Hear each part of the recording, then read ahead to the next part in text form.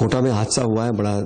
दुखद है, बड़ा खतरनाक इंसिडेंट है और मुझे लगता है कि जो जानकारी अब तक निकल कर आई है वहां कोटा से बाहर, उसमें ये कहा गया है कि सत्ताधारी पार्टी बीजेपी की विधायिका हैं और उनका और पुलिस का कुछ माइनर इशू को लेकर झगड़ा हुआ, उसके बाद लाठीचार्ज हुआ, मामला तूल पकड़ गया और फिर इतना बड़ा हादसा सामने आया है। तो ये तो इंक्वायरी का इशू है कि किन लोगों ने इसमें इन्वॉल्वमेंट रखी अपनी और कौन इसके लिए जिम्मेदार थे, लेकिन जिन लोगों ने भी कानून को अपने हाथ में लिया है, कानून का उल्लंघन किया है, उनके खिलाफ सख्त कार्रवाई करनी पड़ेगी, क्योंकि एक बहुत घातक हादसा हो सकता था।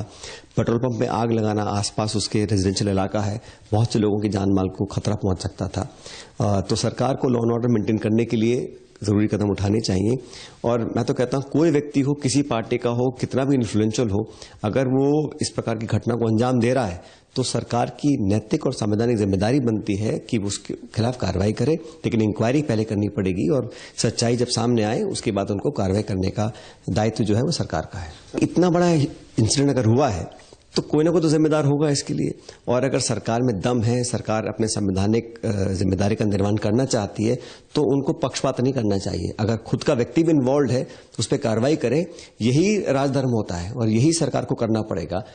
जैसा मैंने पहले कहा कि जानकारी ये आई थी कि एक विधायिका, बीजेपी की विधायिका और कुछ पुलिस में छोटे से इशू को लेकर मुठभेड़ हुई, फिर लाठीचार्ज करना पड़ा, फिर मामला बहुत हाथ से निकल गया और उसके बाद इस पेट्रोल पंप में आग लगी है। अब सरकार ये कहलवाना चाह रही है कि उसमें कोई लिंक नहीं है, लेकिन अगर कोई ऐसे लोग हैं, असामाजिक तत्व हैं, वो किसी पार्टी के भी हों और विशेष रूप से अगर सत्ताधारी पार्टी के हैं, तो उन पर तो कार्रवाई करनी पड़ेगी। और मैं समझता हूं सरकार को इसमें ज्यादा डिले नहीं करना चाहिए, क्योंकि लोगों के जहन में एक असुरक्षा का माहौल बन रहा है, वो ठीक नहीं है।